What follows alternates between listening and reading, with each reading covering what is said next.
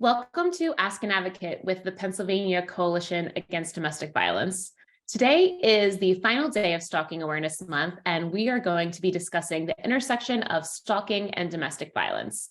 Joining us today, we have Dana Fleitman, Training and Awareness Specialist with the Stalking Prevention, Awareness, and Resource Center, or SPARC, and Kelsie Massini, VOCA Staff Attorney with PCADV. So I'd like to jump right into our discussion today, just by defining stalking. So Dana, if you could start us off, how do you and how does SPARC define stalking? Sure. Yeah. Well, thanks again so much for having me and for everyone joining to talk stalking today. In terms of defining stalking, there's your behavioral definition and there's your statutory definition. Every state has a different stalking statute to make it fun, right? And so that can get really tricky because depending where you're located in Pennsylvania, maybe you have a victim who lives in Pennsylvania, does a weekend trip to New York, and then visits their parents in New Jersey. If there was stalking the whole time, that's at least 3 jurisdictions, at least 3 statutes, right? And so that can get tricky. So I'll definitely hand it over to Kelsie for the what is the Pennsylvania statute piece, but I'm going to talk behaviorally about what stalking is. And sometimes criminal justice folks are like, I don't care about what it is conceptually. Can I charge it? Yes or no? But even when I train, law enforcement and folks more on the criminal justice side, I think it's really important to know both, because even if it's not strategic to charge stalking, you still want to know when you're working with a victim, hey, this is stalking. You're at risk for all the things stalking victims are at risk for. That is the name for what you're experiencing. And you're going to want to use those safety planning tools and that language specific to it, right? So regardless of what the charge is, you still want to call it stalking when it's stalking. So behaviorally, stalking is a pattern of behavior directed at a specific person that would cause a reasonable person to feel fear for their safety or the safety of others, or to suffer substantial emotional distress. So to break that down a little bit, it's a pattern of behavior that's also called a course of conduct in most statutes and policies. So you might hear us use those terms kind of interchangeably today: pattern of behavior, course of conduct. Generally, that's 2 or more behaviors that make up that pattern. And those behaviors can be quite varied. So let's say I'm stalking Lauren because I'm the worst guest presenter ever, okay? So maybe Monday, I call Lauren. Tuesday, I'm mad she didn't respond, so I smash her headlights. Wednesday, I feel kind of bad about that, so I send her flowers. All of those are stalking behaviors. And so stalkers often combine acts that are crimes on their own, like that property damage, with other behaviors that may not be criminal outside the context of a stalking case, but can become criminal in that context, right? So it's really, whenever a victim's talking to you about an incident, taking a step back and thinking, is this an isolated incident? Is it part of a bigger course of conduct? Because that victim telling you about that property damage may or may not think to disclose, oh, I know who did this, and they've been sending me weird text messages, and I've been getting these gifts lately. They may not think that's relevant, but it is, because it's letting us know this is not one incident, it's part of that course of conduct. So it's 2 or more incidents, and it's directed at a specific person or persons. So these offenders are choosing targets intentionally. It's not whoever happened to be there, right? They're targeting someone specific. And it would cause a reasonable person to feel fear. So fear is really important to understanding stalking, and it's what separates stalking from a victimization that it's often confused with, which is harassment. So I'm talking behaviorally right now, but harassment's typically that repeated behavior that would make someone feel angry, frustrated, upset, create a hostile environment, right? And harassment can be quite serious. I'm not trying to minimize it at all, but it's not necessarily scary. When there's fear, we're generally talking about stalking. So fear of what? So it could be fear of bodily harm, and it could also be fear of emotional harm. And I don't mean that in a touchy-feely way, right? When we talk about emotional distress, we talk about someone who feels that they cannot live a normal life because of the what's the word? Not the intervention, no, the interference, there we go, of the stalker, right? Someone who feels that they can't, that they're afraid that they're under surveillance, that their life is being invaded, that they're being sabotaged. And it's recognizing that fear, sure, may be of bodily harm, but people may have fears that are not of bodily harm, right? You might be afraid of losing custody of your children, or having an intimate image released without your consent. That ruins your reputation, right? The best quote I saw about it was a victim who said, "It's like he's taken my life without killing me." So that's kind of what we're talking about when we're talking about emotional distress. And so, yeah, I can, as you can see, go on and on, but basically that stalking, again, pattern of behavior directed at specific person or persons would cause a reasonable person fear and or emotional distress. Thank you so much. To talk statute more specifically, happy to hand it over to Kelsie. Yeah, thank you, Dana. So honestly, the Pennsylvania statute lines up really well with how you described it. There's kind of two definitions under Pennsylvania's stalking law. And the first is engages in a course of conduct or repeated acts, and with the intent to place a person either in reasonable fear of bodily injury or substantial or to cause substantial emotional distress. So that's the first one. And then the second one is almost identical, except it's engaging in a course of conduct or repeated communication. So the one kind of is to more encompass acts, kind of traditionally what some people might think of as stalking, which is following a person unlawfully. And then the second one covers that communication piece, which could be, the constant sending of text messages or emails or phone calls with a person.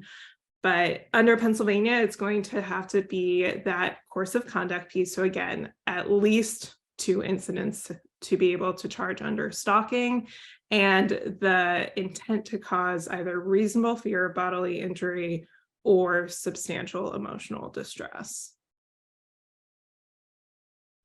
Great. Thank you both so much for sharing those 2 definitions, so we can kind of see how they interact and like what we want to think about as stalking from an advocate standpoint, from a survivor or victim standpoint, but then also what needs to be considered when we're thinking about legal recourse that might be available to just victims and survivors, which we'll get into a little deeper later in our conversation. But before we go there, I just wanted to kind of touch on the prevalence of stalking. So Dana, if you can touch on how common stalking is, what are some of the most recent statistics that we have about how many people are affected by this? Yeah, absolutely. So the CDC put out a study last year that was an update to the NISVS survey. So I'm sure you're all as excited as I am about it, but we are very excited to get this newer data on stalking, and it's showing an extremely high prevalence. In the United States, about 1 in 3 women and 1 in 6 men experience stalking victimization.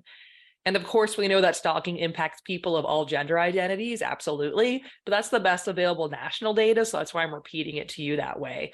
And so if you think about the prevalence around intimate partner violence or sexual violence, it depends what study you look at, but you're going to see somewhere between 1 in 3 and 1 in 5 women generally.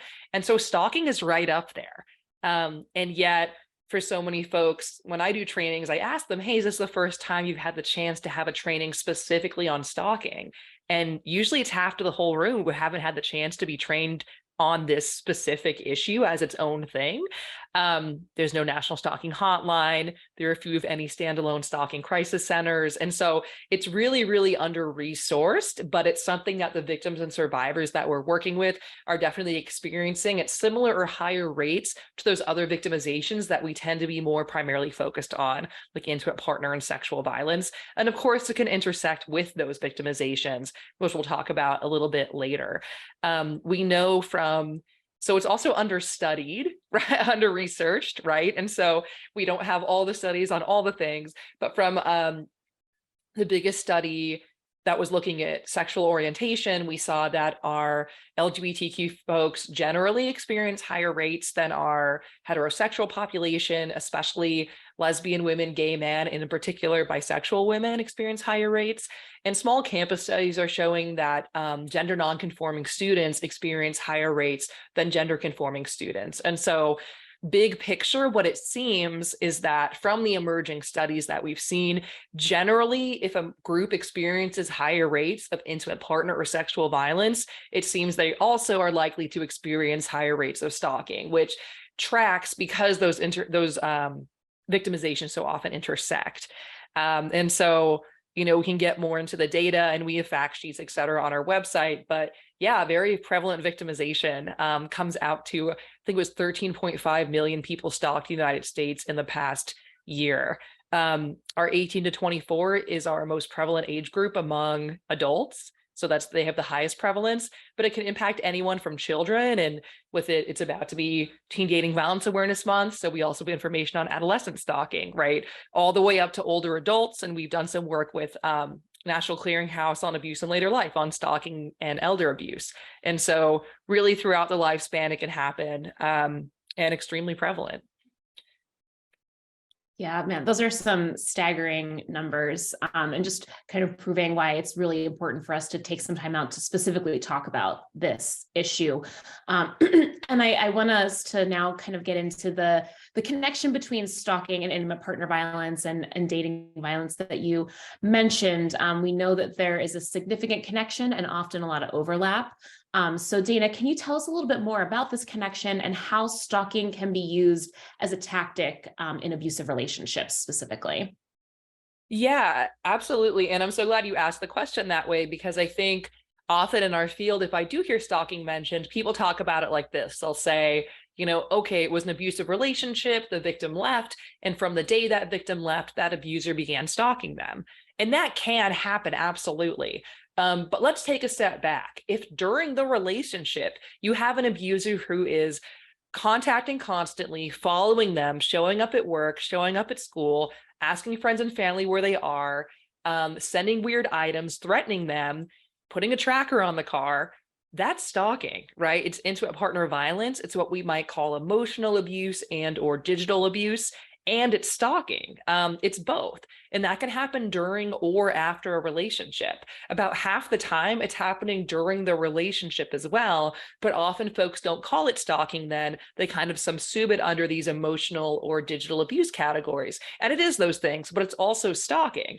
And the reason that's important is not just a semantic point. It's because on average, our intimate partner stalkers are our most threatening and violent stalkers of all the stalker categories, right? And so they're the most likely to be interfering, threatening, and violent. We also know that our victims who are experiencing intimate partner violence and stalking are at higher risk for a variety of other harms and victimizations. So for example, there was a study of women with protective orders. They all have been abused. They all have protective orders. Some were abused and stalked. The women abused and stalked had higher rates of everything from verbal degradation, the threats with a weapon, attack with a weapon, and injury, as well as sexual violence, including sexual assault, but also other kinds of sexual violence like forced substance use during sexual intercourse, for example, and sexual coercion. And so, we know that these intersect quite a bit, but they're not always called out in that way. And I mean, the big headline, which I buried for some reason, is really that stalking highly increases the likelihood of intimate partner homicide. It's one of the top 10 risk factors for intimate partner homicide. It increases it by 3 times in the more recent study. Older studies showed that in about 76% of completed and 85% of attempted intimate partner femicides, there was stalking the year prior to that murder or attempted murder. And so too often we see either homicide or violence and responders look backwards and say, oh, look, there's this whole history of stalking. Often that was reported to multiple sources, but was not responded to with the urgency that it merited. In fact, the most common use of the criminal justice system prior to intimate partner homicide is reporting partner stalking. And yet this opportunity is so often missed, right, to intervene then. And of course, we want to intervene because stalking is a traumatic victimization in its own right, and because it so often intersects with intimate partner violence. And so, I'm like, I can just keep talking. But yeah, I think those are the big ways that it intersects. And it also makes it harder to leave a relationship.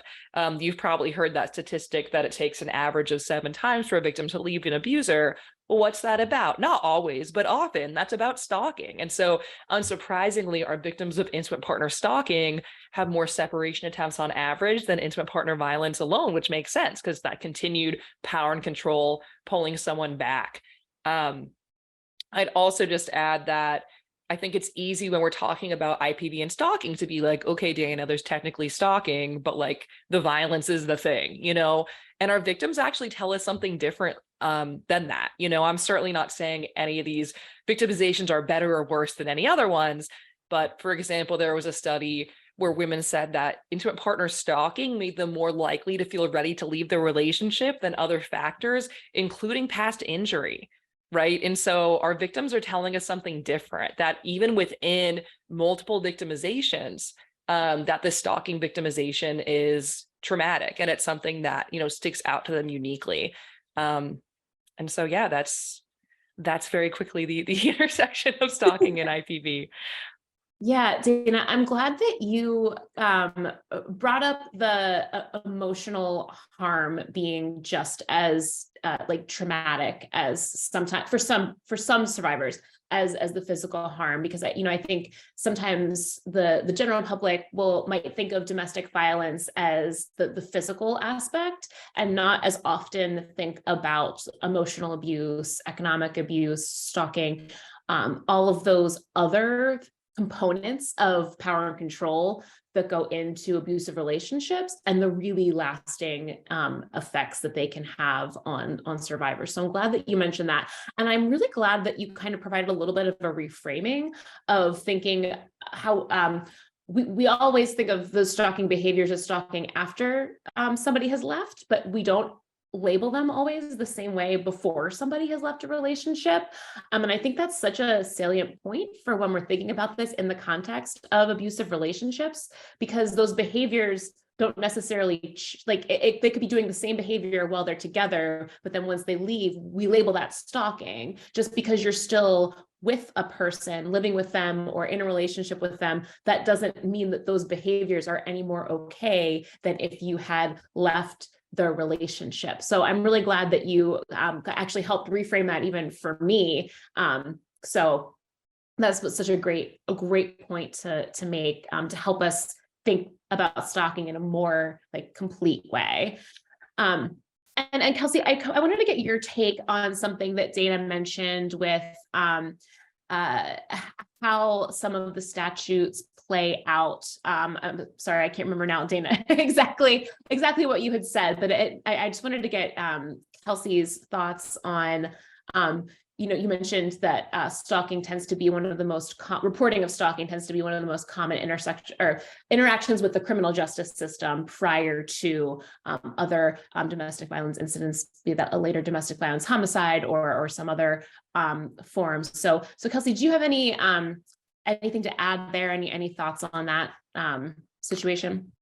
Yeah, absolutely. So honestly, I think this is something that many survivors are extremely frustrated with for good reason. So I'll talk to a lot of folks who will have tried to repeatedly report harassment or stalking, or perhaps even try and file a protection order on these grounds. And they're often met with, how Dana was saying, the folks minimizing the situation. So when you haven't been in those shoes of experiencing everything that's happening, and now you're telling someone, okay, well, this person has been showing up and leaving flowers or love notes, like you might say, oh, that's, maybe they're not handling the breakup well, but that doesn't seem like that big of a deal. When for someone who's experiencing stalking, that is extremely traumatic. And not only is it showing, okay, this person knows where I am, perhaps they've moved to a safe location. They didn't think the person knew where they were. They know where my car is. They have access, to my vehicle if they're leaving it on my car, or again, they're leaving it at my house and I didn't even know they were there. That's very scary. And often, unfortunately, when folks report this to either the criminal justice system or, again, even civilly in protection order cases, it is so often minimized or not charged, or not maybe as taken as severely as some other incidents, because folks either aren't as educated in stalking, or we don't have the trainings, as Dana was saying, or it's just, taking the time to listen and go beyond the fact, okay, it was flowers. tell me everything else that's been going on. Tell me, how did this make you feel versus just how I think you should have felt in that situation? Like if I had received flowers, how would I have felt? And so often when I'm talking to a survivor, and I'm sure Dana does this as well, we're really talking about, okay, start making a list of like all of these incidents. And I'm sure we'll go into this more in the future, but that way, when you are reporting, you can kind of show, okay, it's not just this one thing, here's everything else that has happened. Yeah, I just wanted to add, I so appreciate you bringing up the flowers and that it's really easy to dismiss. And that's kind of that contextual nature of stalking that we so often see, which exactly, and like you said, that question of how did that make you feel? That's such a good question. Another question we like is that what message did that send to you? Because like the example that I always use in my training, so spoiler alert, if you come to any, is, we have a victim calling the police and being very upset, and all she'll say is there's a cup of coffee in my car. So understandably, law enforcement is not particularly pressed about this. They're like, you're wasting my time, lady. And eventually she says, he's here. So it turned out the stalking victim who had relocated to get away from the offender, address confidentiality, new job, really thought she'd covered her tracks. She leaves to go to work that morning. She gets in her car. There's a cup of coffee with his old nickname for her on it.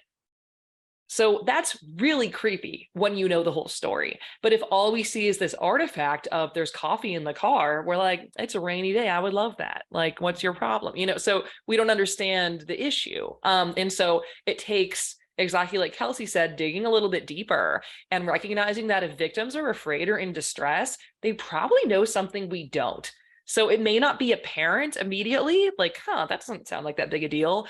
But let's check that, right? And then really ask them those follow-up questions because there's no better risk assessment than a victim's own fear, right? If a victim's afraid or in distress, they know something we don't, and we need to figure out what it is so we can best help keep them safe. So just wanted to add. Yeah.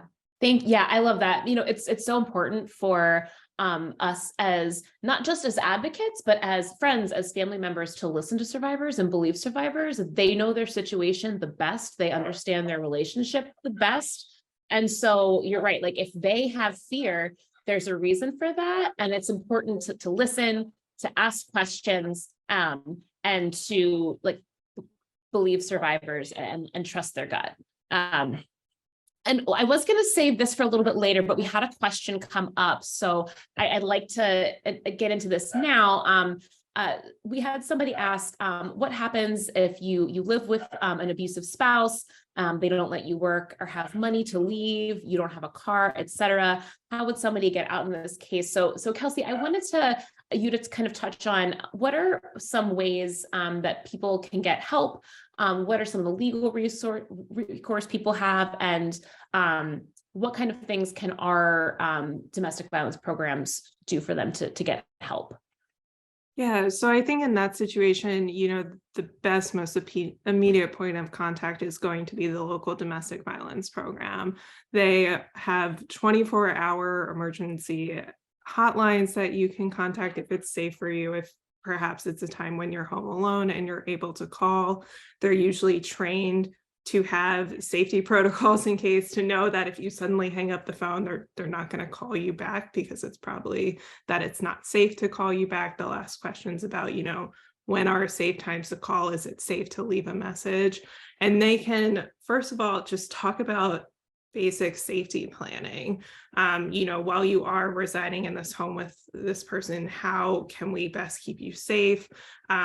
Sometimes it's just really helpful to just have someone acknowledging what you're going through, acknowledging and identifying it, that, it's not okay, that it is abuse, that it is stalking, and having someone to talk through that with.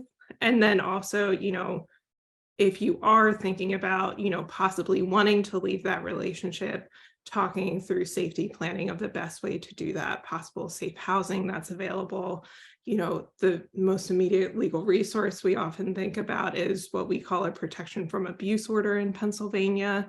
So that is something that you apply for at your local county courthouse. A temporary order can hopefully be granted that day if the judge, agrees that it should be granted, that can remove your spouse from the home.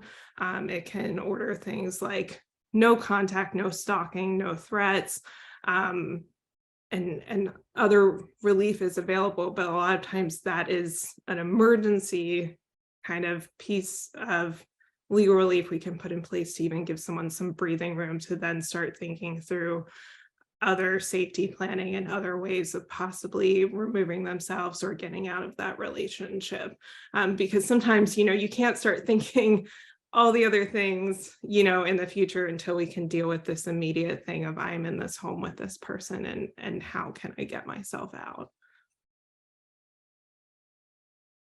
Great, thanks, Kelsie. And we're going to put some information, the hotline number, and also the link for where you can go to find the contact information for your local domestic violence program if you're in Pennsylvania in the chat here. So please, if you are someone that needs help, please take a look at that and get connected with your local program or the national hotline. I wanted to talk a little bit specifically about the use of technology in stalking. That's pretty big today. There's a lot of digital stalking that takes place. So Dana, maybe you can start us off by talking a little bit about how stalkers use technology currently, and then we can get into maybe what are some steps that victims can take to maybe protect themselves from digital abuse. Sure. Yeah, I think we hear a lot on the news about the use of technology to stalk, as we should, because it's, increasingly prevalent. And I guess what I'd always want to say is, most, not all, but most stalkers use technology are also stalking in person. And so those same kind of core behaviors and that same course of conduct and those same kinds of behavioral tactics are what they're using. And so they're using technology to enhance or facilitate those. And so when we think about stalking, there's so many different behaviors. There's so many different ways technology can intersect that definitely can't get into all of it. But we like to think about these 4 major categories of stalking behaviors. And this is a framework by this wonderful researcher, T.K. Logan. And those are certain, these intersect and overlap, which is fine, but it's just to kind of expand our thinking. So that's surveillance, life invasion, intimidation, interference through sabotage or attack. So surveillance is what most people think of when they think about stalking. So you get that imagery of like the binoculars, right? So watching someone, and certainly technology can be used to facilitate or enhance that, right? It could be planting a property tag on somebody. We've seen that in the news quite a bit. It could be planting or accessing a camera. But also good old-fashioned asking friends and family about them, whether that's through technology or in person. That's also a common stalking tactic for surveillance, as well as showing up where the person is. So it could be something really high tech, like they've installed, they've put a property tag, they've put a GPS tracker on the vehicle, or they're just watching what the person posts publicly on social media. Where are they? Who are they hanging out with? They're looking at their Venmo. Who'd they pay back for pizza last night? Oh, I'm going to contact that person, right? And so certainly they can use technology to do that. Life invasion is how is the stalker showing up in the victim's life where the victim doesn't want them to be there. So the victim's just trying to get through their day, and there's the stalker or signs of the stalker. And so we most commonly see that contact through technology, right? Because now most of us have our smartphones with us all day. So there's just more ways to contact us than there used to be. And so for so many of our stalking victims, every time their phone buzzes or beeps, it's like, ugh, it's them again, right? They're texting, they're on WhatsApp, they're on Facebook, they're emailing, they're leaving voicemails. They're liking things, they're direct messaging, right?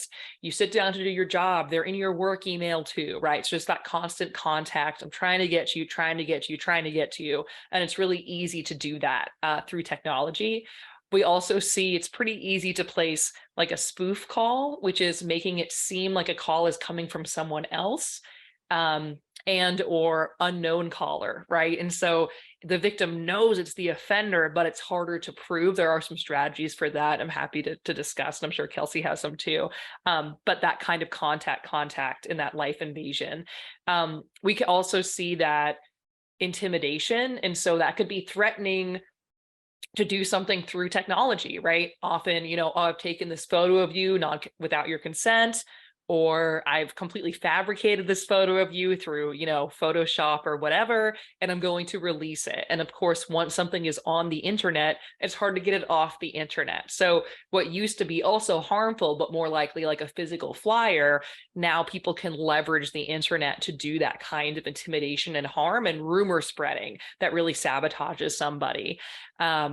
Could also be impersonating the victim. So making a fake profile on a dating website or a social media site, and threatening them, or any kinds of threats of that nature. Or it could be that sabotage, through that, or that interference through sabotage or attack. So that could be, again, that impersonation. It could be hacking into accounts and now they're in and you're out, right? Because they've changed the passwords. It could be hacking into smart devices to see what the person's doing and also so they can't access them. And so, there's kind of all of these strategies. They're not uniquely through technology, but certainly technology can be used or misused. And so really everything from watching to contacting to showing up, right? All of those things are made easier through technology. So it's important to know about what some of the most common uses and misuses of technology to stalk are. And we do training on that. So we're happy to talk to y'all about that at another time. But I also think it's just important to, of course, believe victims, right? If your victim's saying, I hear voices, pretty easy to drop in on someone through Google Home or Alexa, right? And so I'm not saying don't investigate it, but let's investigate it, right? Because if you Google, how do I creepy thing on, the internet, you will find answers and you will find products. Many of these strategies are easy and many of them are inexpensive.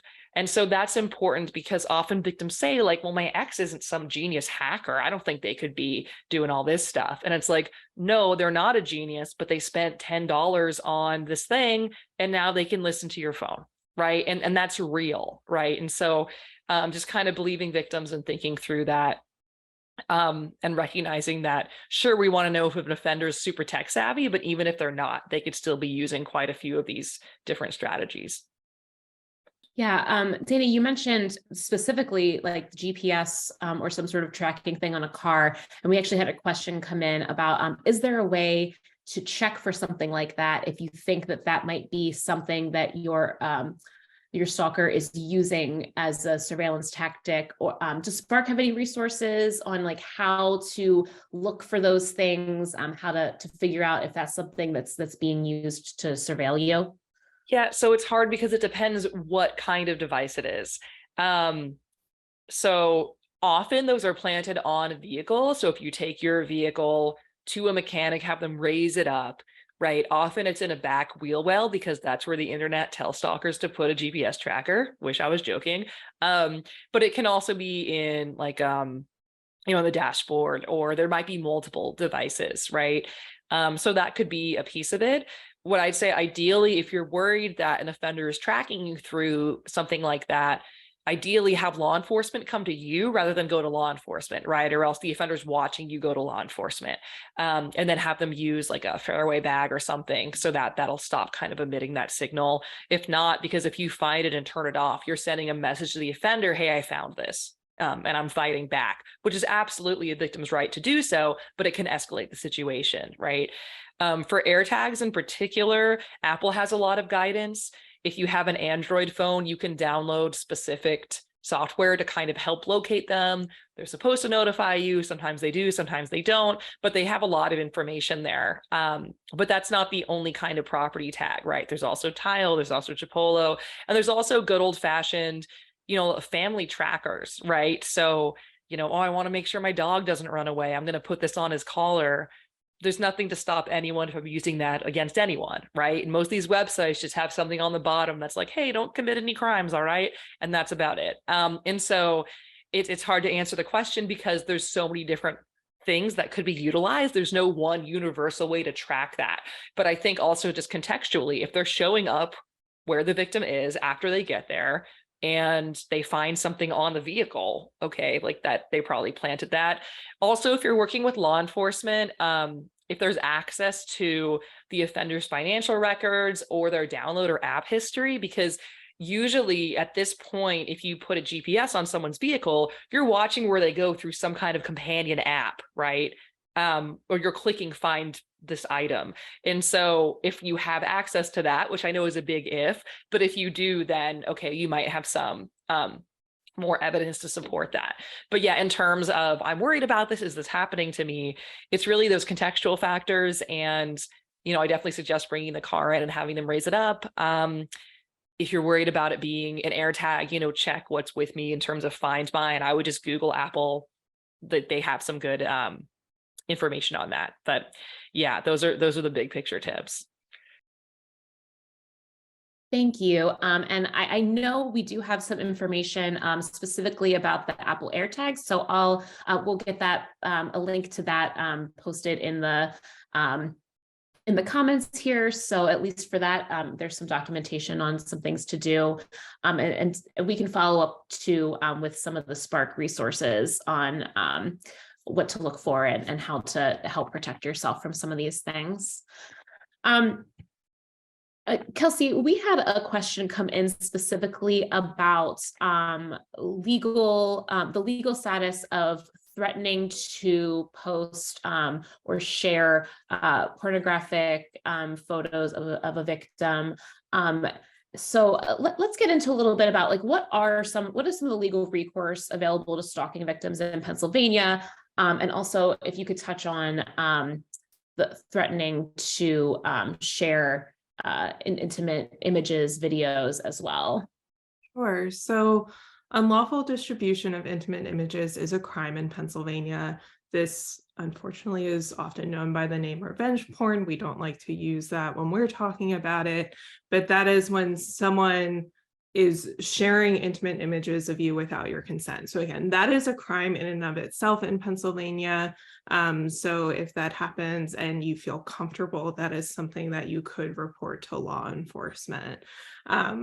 That being said, we know so often that is sometimes, you know, used as a threat. It hasn't happened yet. And I think it really comes down to like there's multiple legal options, and it's going to depend on everything that's happening in your specific situation. So again, could it fall under our crimes of harassment or stalking in Pennsylvania? It certainly sounds like it could. Those are our criminal offenses. Are there, you know, is it that with many other things that are happening that could qualify you for our protection from abuse order? Part of more recently, kind of tying this back to what Dana was saying too, in technology and, you know, social media and all the other things that exist now, is we've recognized that as part of our PFAs as well. So oftentimes they will now include some language about not allowing the defendant, so the abuser or stalker in the case, to post remarks or images about the victim on social media. And that is a really more recent case that we had where our appeals court looked at it and said, yeah, that's absolutely a violation of the PFA. It's clearly, you know, used to continue to try and control the individual. In that case, the defendant had just like posted I shouldn't have used that word, but, you know, had posted pictures of the matching tattoo they had with the victim, like had, you know, been complaining about the court case. They didn't specifically tag the survivor in that case. They didn't specifically send a message to them, which is usually what we look at when we look at contact. But there the court said this is a continuum of a cycle of abuse. The abuser here is using it to try and get to the victim. And so we're going to consider that a violation of our protection order, which was a really, I think, important thing that we had established here in Pennsylvania and that we can now use going forward with our protection orders. So that was a little bit of a sidetrack, but all that to say that there's a lot of different legal options, and it's more kind of hopefully being able to talk to someone and see what might be the best in your situation. And we think, you know, as the victim or survivor, you often know what's best and what's safest for you. So some people might say, okay, I think if I, you know, go to law enforcement, that's going to escalate to things too much. So I don't want to do that. And I'd rather talk about safety planning.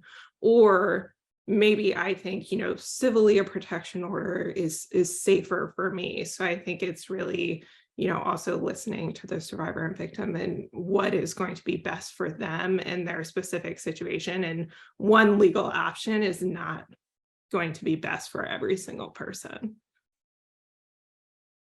Thanks, Kelsie. And we had one other question come in. A survivor whose abuser and stalker is set to be released from prison this summer. They had previously had a PFA, wanting to know if they'll probably be able to get another one. I know you won't be able to speak necessarily to the specific case because you don't know the specifics of it, but if you could just talk a little bit about like maybe what is the process for getting a PFA if you are experiencing stalking, or how like the stalking and the PFA process intersect.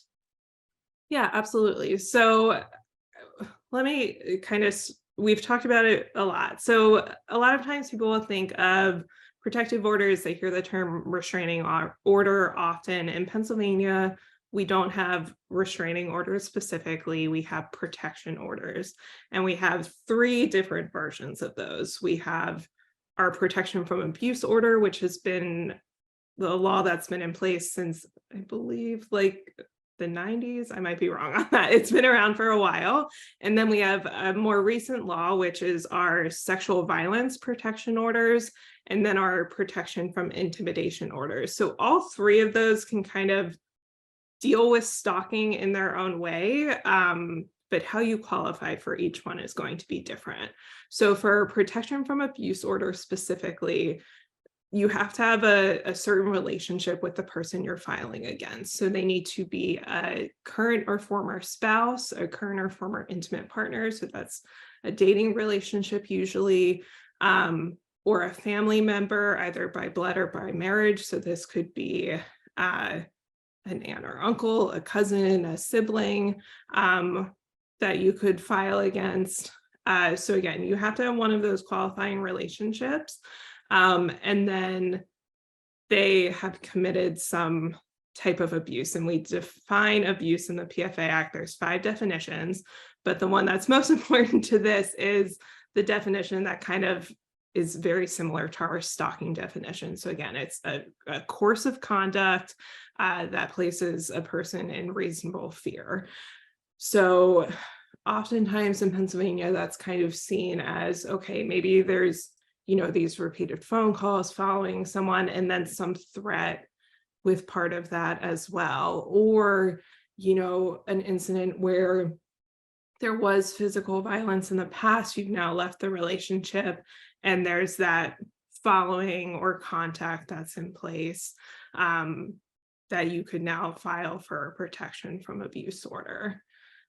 We have our sexual violence protection orders. So in that case, that would be if you've been a victim of sexual violence from someone who you were not an intimate partner or a family member with. So this could be sexual assault by an acquaintance on a college campus is kind of the example most people think of for this.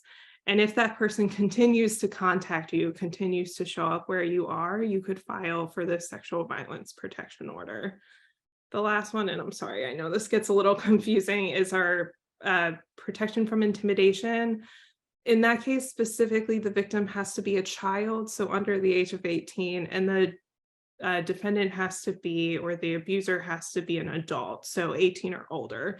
So that's a clear example. If an adult is stalking a child, they can probably qualify for this protection from intimidation order. To file for any protection order, you file at your local county courthouse. They have all of the paperwork that you need to file.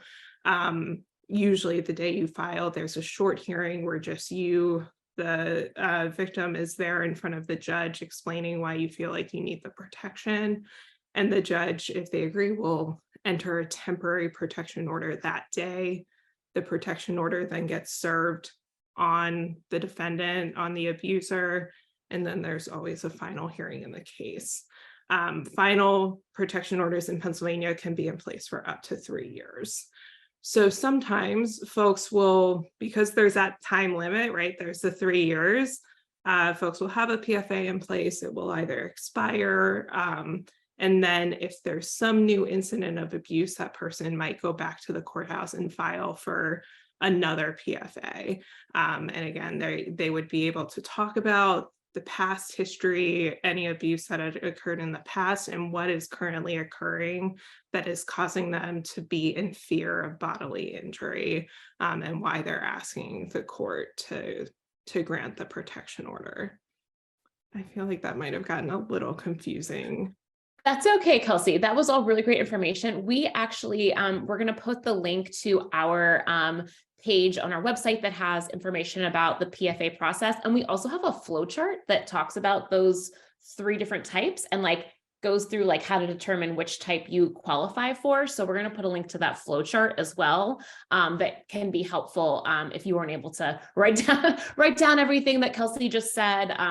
It's a little bit confusing. So hopefully that flowchart and the information on the website will jog your memory if that's something that you need to figure out for yourself. Also, an advocate at your local domestic violence program can help you figure out what the best option for you would be too. So again, just encouraging anybody out there who's experiencing stalking, in an intimate relationship, dating relationship, familial relationship, reach out to your local domestic violence program.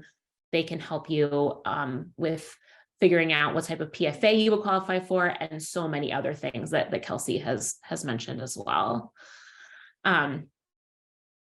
We don't have a ton of time left, but I did want to touch just a little bit on the way that stalking is portrayed in the media, and kind of the normalization and minimization that we sometimes see today around the idea of stalking.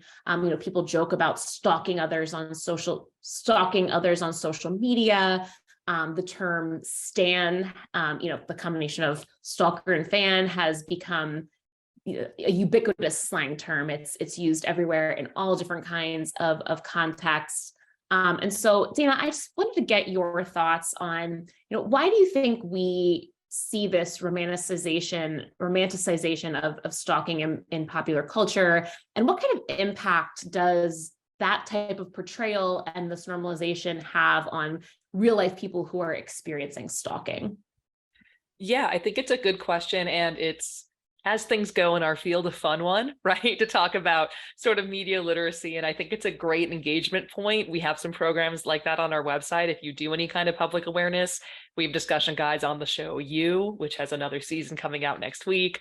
We have a playlist of all songs that normalize stalking, and we have some slides about media normalization that will echo some of what I'm about to say. So if you're like, yeah, let's do that program, you can. But I'd say, I think the important thing is to recognize that, the casual use of the word stalking and the media normalization is not causing stalking, but it does dilute the seriousness of the term, and it does confuse folks when they are experiencing these behaviors, or their friend is, right? Because we know that most victims talk to a friend or family member first. So how does that person respond? Do they say, that sounds really scary, that sounds like it could be stalking, let's get you some help? Or do they really minimize it and laugh it off? And I'd say with the word stalking, and like you said, people will say like, oh my God, I was stalking you on Insta.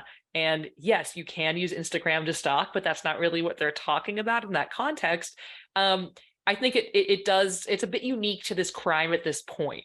Like, no one's like, oh man, that party was so lit, it's arson, right? No one says that. If you tell your friend there was arson at my party last week, they're going to be like, dude, there was arson? Are you okay? You got to call the police. There was freaking arson. But if you tell your friend, I think it might be stalking, you're likely to get this like, okay, but was it stalking or was it stalking kind of response? And that could have a really chilling effect on a victim continuing to seek services and or legal recourse. And I think through our media, we see those behaviors that are scary in real life presented in this very fantasy way. And this isn't new, right? There's always been romantic fantasies where if that happened to you in real life, you'd be like, calm down, suitor, right? But it's frustrating. So like, I think there's a human interest in that, and that's fine. I think the problem is the cumulative effect of this fantasy without the counter of actual information. And so we see stalking often presented as romantic. It's often in our romantic films, our typically male protagonists will do whatever it takes to get the girl.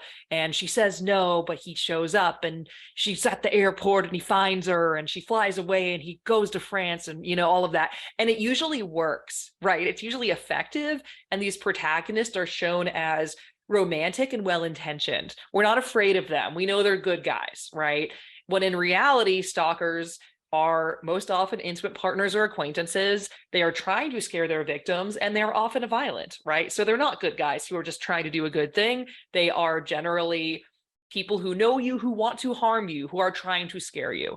But it's not only shown as romantic, it's also shown as funny and really minimized quite a bit. So in our sitcoms and cartoons, we often see that character where the trope is that they're just popping up and there they are again. Right. And they don't understand social norms. So if you think about like SpongeBob does not respect Squidward's boundaries, right? Like that kind of clueless character that's always popping up, but it's played for laughs. There's no harm there. It's shown as just, it's funny, not scary, right? And again, it's this character, maybe they're not romantic, but they're clueless, they're harmless, when actually stalkers are quite harmful.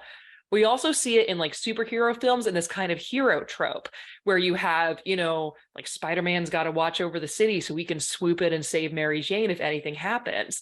And what do we hear abusers and stalkers say? They often say things like, I trust you, I don't trust the people around you. That's why I have to watch you so I can, drop in and keep you safe, right? And so it feeds right into that. Or sometimes it's shown as this kind of like edgy, sexy thing, like we're getting You, which is a psychological thriller, right? Where it's like, ooh, they went there. And I'm like, okay, know who else went there? 1 in 3 women and 1 in 6 men. And they didn't want to go there. It's because they're victims of stalking.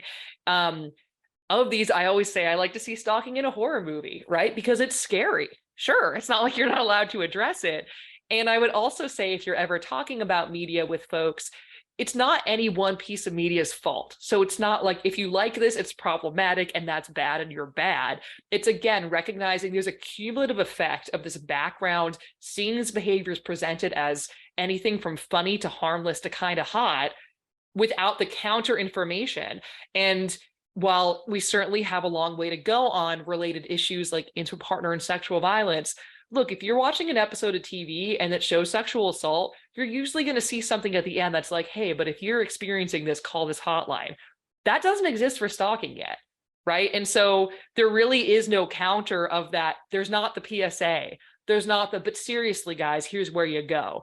And so I think it's very unbalanced, and there's nothing wrong with enjoying the fantasy of some of these things. Like that's fine, but we need to recognize it for what it is and be able to identify how is this different than the reality that our victims and survivors are experiencing, so that we can help them better identify it, so their friends and family say the right thing. And frankly, so that even our formal responders, I think it does contribute to their minimization.